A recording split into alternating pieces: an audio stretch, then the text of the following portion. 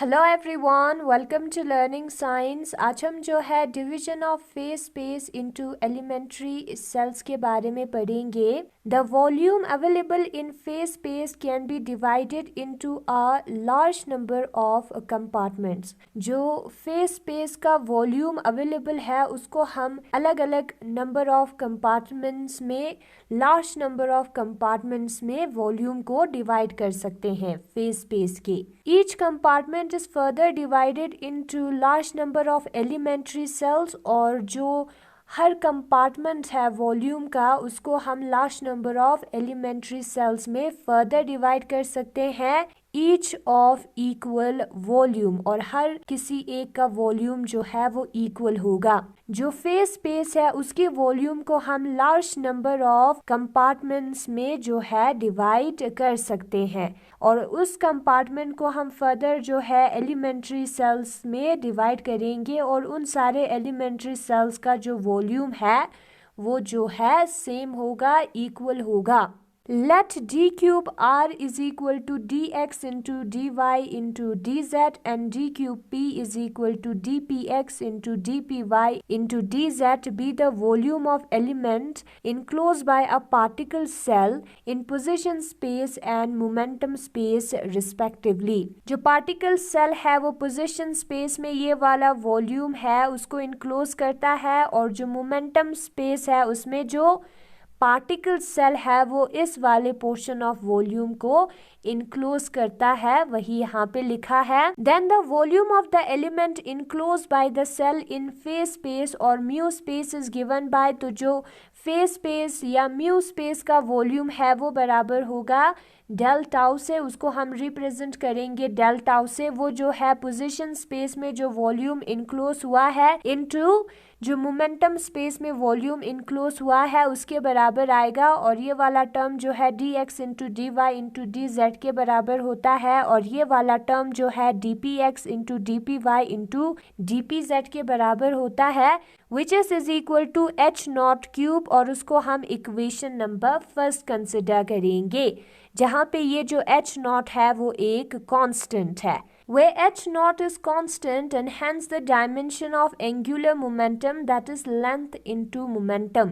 जहाँ पे जो h naught है वो एक constant है और उसका जो dimension है वो angular momentum से same है, which is length into momentum। angular momentum जो है वो length into momentum के बराबर होता है। तो जो h नॉट है वो है dx into d p x के बराबर, which is length into momentum. Length momentum जो है वो मास इंटू वेलोसिटी के बराबर होता है, और हम सेकेंड से मल्टीप्लाई और डिवाइड भी जो है वो कर सकते हैं, तो ये वाला पोर्शन हो गया वेलोसिटी। ये सारे टर्म्स जो है वो वैसे ही रहेंगे। फिर उसके बाद हम लिखेंगे मास, दो वेलोसिटी है तो वेलोसिटी का square into second, mass into velocity e is equal to m c square है, जहाँ पे ये मास है और ये वेलोसिटी है, this is mass and this is velocity का स्क्वायर, तो वो एनर्जी आएगा जिसको हम जूल से डिनोट करते हैं। तो यहाँ पे मास इंटू वेलोसिटी स्क्वायर की जगह पे जूल हम लिख सकते हैं इंटू सेकेंड, तो जूल सेकेंड जो है वो जो है एच नॉट का क्या होगा, डायमेंशन। यहाँ पे हमने जो है क्या निकाला था, जो डेल टाउ है वो बराबर होता है d x into d y into d z, d p x into d p y into d p z, ये सारे टर्म्स आता है, which is equal to h naught cube. तो एच जो है वो ये जो सिंगल टर्म्स है उसके बराबर होगा dx into d p x जो है वो एक h नॉट है, dy into d p y जो है वो भी h नॉट है, और dz into d p z जो है वो भी h नॉट है, तो यहाँ पे आया है h नॉट क्यूब। फिर उसके बाद in classical mechanics there is no restriction on the choice of h naught. Classical mechanics में एच नॉट ये जो कांस्टेंट है उस पर कोई भी रिस्ट्रिक्शन नहीं है। It can be as small as we please, because in classical mechanics the position and momentum of particle can be specified to any degree of accuracy. और ये जो एच नॉट है वो बहुत भी छोटा, जितना हमें छोटा लेना है हम ले सकते हैं, क्योंकि क्लासिकल मैकेनिक्स में जो पोजीशन और मोमेंटम है पार्टिकल का उसको जो है हम एक्यूरेटली पता कर सकते हैं। पोजीशन और मोमेंटम को जो है हम एक्यूरेटली पता कर सकते हैं क्लासिकल मैकेनिक्स में। Therefore a particle can be represented by a geometrical point in phase space. तो पार्टिकल को हम as a geometrical point in free space जो है रिप्रेजेंट कर सकते हैं क्लासिकल मैकेनिक्स में। However, in quantum mechanics, the value of h naught cannot be made as small as possible. लेकिन जो quantum mechanics है उसमें हम h naught को as small as possible जो है वो नहीं कर सकते हैं जैसे कि हम क्लासिकल मैकेनिक्स में करते हैं। This is because in quantum mechanics, the uncertainty principle imposes the restriction on the accuracy of the measurement of position and momentum of particle measured simultaneously. और ये इसलिए है क्योंकि जो क्वांटम मैकेनिक्स है उसमें अनसर्टेनिटी प्रिंसिपल होता है और अनसर्टेनिटी प्रिंसिपल के मुताबिक जो एक्यूरेसी है पोजीशन और मोमेंटम में साइमल्टेनियसली उधर रिस्ट्रिक्शन है। अनसर्टेनिटी प्रिंसिपल के मुताबिक हम जो है पोजीशन और मोमेंटम को एक ही बार साइमल्टेनियसली यानी कि at a same time accurately measure नहीं कर सकते। अगर हमें पोजीशन के बारे में एक्यूरेटली पता है तो मोमेंटम के बारे में पता नहीं होगा, एंड अगर हमें मोमेंटम के बारे में एक्यूरेटली पता है तो पोजीशन के बारे में पता नहीं होगा। According to uncertainty principle dx into dpx is equal to h और ग्रेटर देन h, और अनसर्टेनिटी प्रिंसिपल के मुताबिक dx और dpx जो है वो या तो h के बराबर होगा या h से ज्यादा होगा। यहाँ पे x जो है वो पोजीशन है और px जो है वो मोमेंटम है। वही हमारा अनसर्टेनिटी प्रिंसिपल था हमने किया था, जहाँ पे h जो है वो प्लैंक्स कांस्टेंट है। h का वैल्यू है 6.625 into 10⁻⁻34 joule second which is the Planck's constant. Similarly dy और dpy जो है वो h के बराबर होगा या h से ज़्यादा होगा, और dz और dpz जो है वो h के बराबर होगा या h से ज़्यादा होगा। तो ये सारे टर्म जो है वो इज इक्वल टू h होगा या ग्रेटर देन h क्यूब होगा, क्योंकि ये वाला टर्म जो है वो h है, ये वाला टर्म है h और ये वाला टर्म है h, तो h क्यूब आएगा।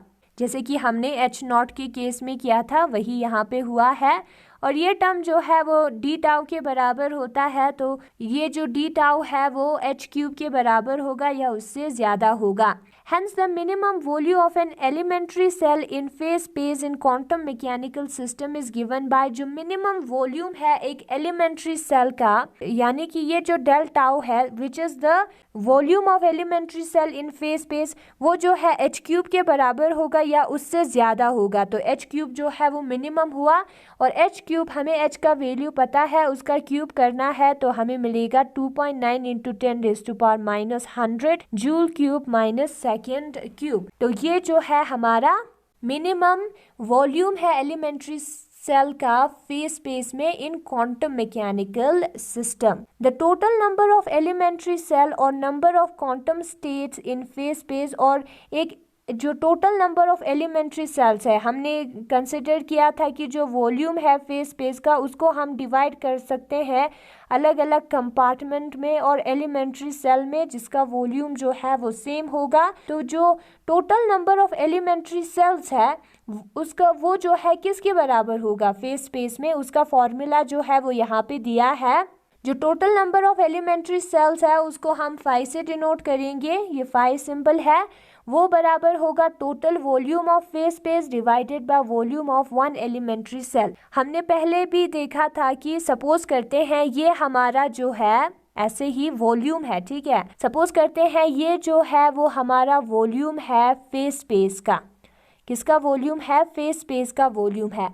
और इस फेस स्पेस को हमने जो है अलग अलग कंपार्टमेंट्स में फिर उसके बाद एलिमेंट्री सेल्स में डिवाइड किया है, और इन सारे जो एलिमेंट्री सेल है उनका जो स्मॉल v है, जो वॉल्यूम है, इन सारों का जो है वो सेम है। तो कितने नंबर ऑफ एलिमेंट्री सेल होगा वो हमें कैसे पता चलेगा? सबसे पहले तो हमें जो है जो टोटल वॉल्यूम है फेस स्पेस का उसको लिखना है और उसको डिवाइड करना है एक एलिमेंट्री सेल के वॉल्यूम से, तो हमें total number of elementary cells जो है वो मिल जाएगा। तो यहाँ पे जो टोटल वॉल्यूम है फेस स्पेस का उसको हम ऐसे रिप्रेजेंट करेंगे, इंटीग्रेशन करेंगे ये जो स्पेस है उसका, और ये जो स्पेस है उसका हम इंटीग्रेशन करेंगे, वॉल्यूम इंटीग्रेशन करेंगे तो मिलेगा डिवाइडेड बाय जो एक एलिमेंट्री सेल का वॉल्यूम है वो डेल टाउ के बराबर होगा, जो कि हमने अभी निकाला था वही हम लिखेंगे। और डेल टाउ जो है वो एच नॉट क्यूब के बराबर होता है क्लासिकल सिस्टम में, और वो बहुत ही छोटा जो है वो हो सकता है विच इज़ ज़ीरो, वो ज़ीरो के बराबर भी हो सकता है, ज़ीरो को अप्रोच कर सकता है।